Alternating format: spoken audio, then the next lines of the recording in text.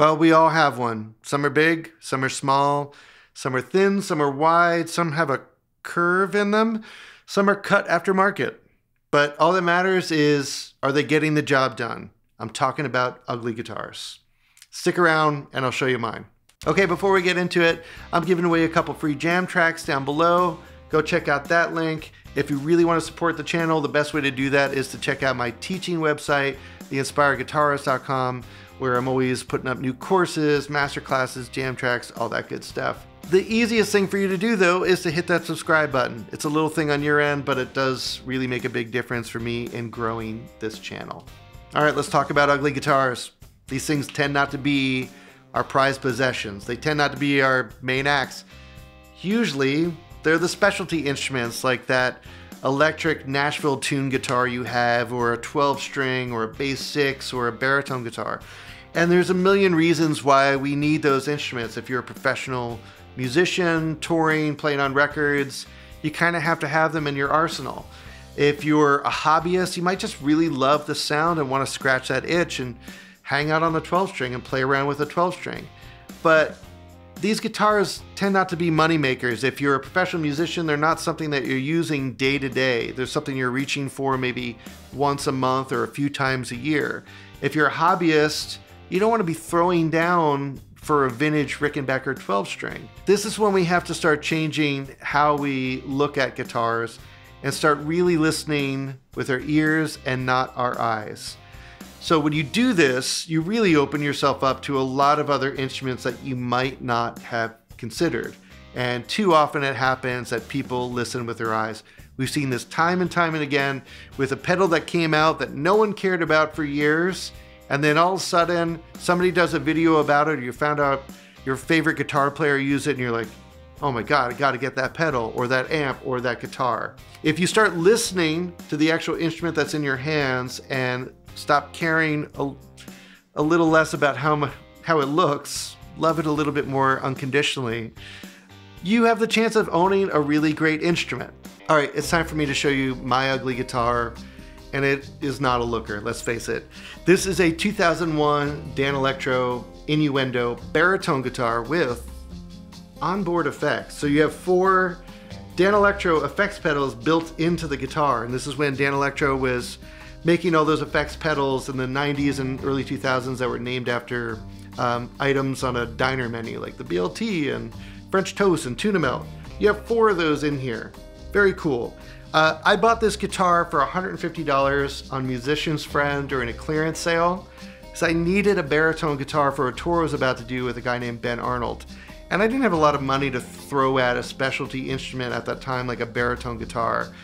So the price was right. Beggars can't be choosers. I didn't love the color, but hey, for 150 bucks, I'm gonna see if I can make it work.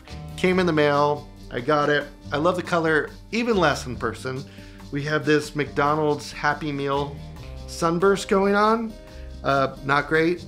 Mother of toilet seat pickguard, also not a fan. And the shape, not my favorite. But out of the box, it sounded and played great. And for 150 bucks, it was worth it for me to make a couple upgrades that really improved this guitar a ton. I put in new pickups, got a little grind and polish done to the frets to make it a little bit more playable, and I ended up with a really great baritone guitar. I'm not even counting all this, even without all the goofiness of having onboard effects, like this is a good baritone guitar. All right, let me run you through the sounds in this guitar, the pickups and pickup combinations. So here's the neck pickup.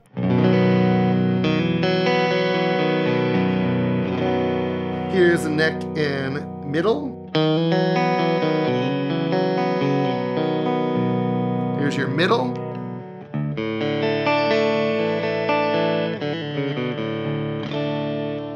Then here's middle and bridge. And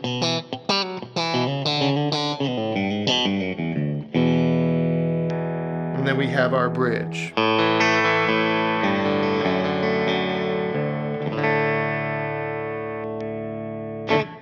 Let's talk about the effects that we have built in on board here.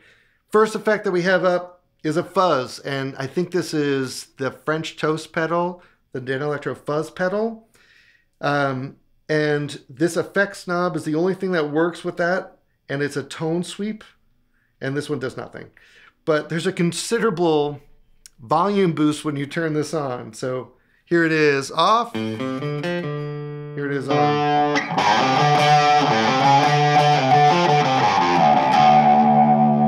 Then we have that sweep. It's a lot.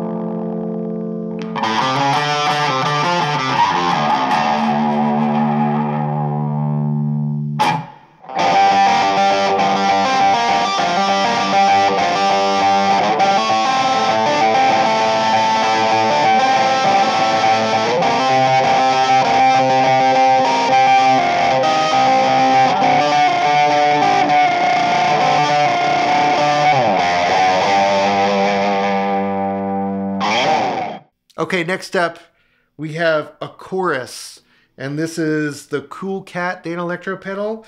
I don't think these knobs really do anything with this, but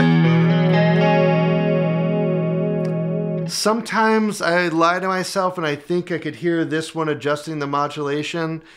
If it is, it's so subtle you can't even really notice it. Let's check out this one.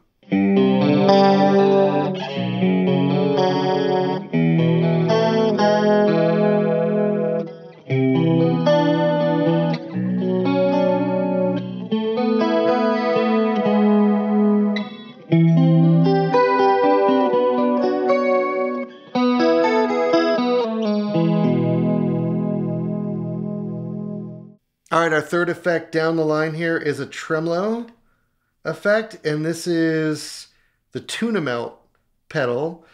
And one of these knobs adjusts the speed. Ah, that one. There's a considerable volume dip that's happening. It's not great, I know, but the trim is nice. And I have to say, I really like having the tremolo speed on the guitar so I can adjust it and play around with it in a musical way.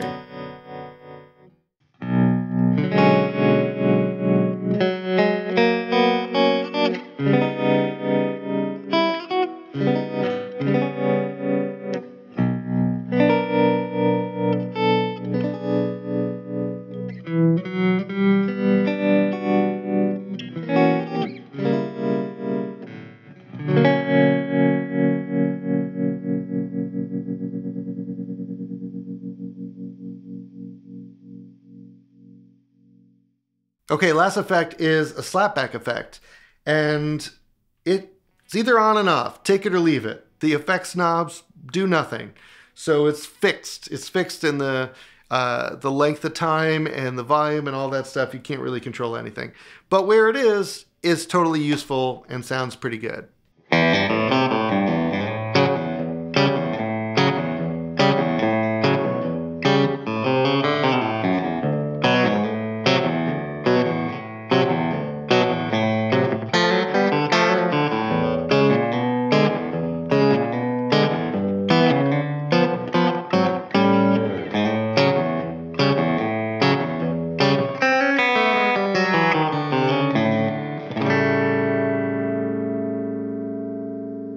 All right, so that's a lot of guitar for very little investment, and you can still find these things used for pretty damn cheap. They're great baritone guitars. Yeah, the effects are not the most cool boutique-y effects in the world, but they do sound good and they are useful. You will use them. So just remember, don't listen with your eyes.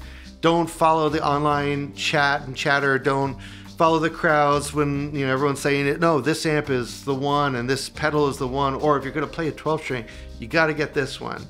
Use your ears. Go and try a bunch of different stuff.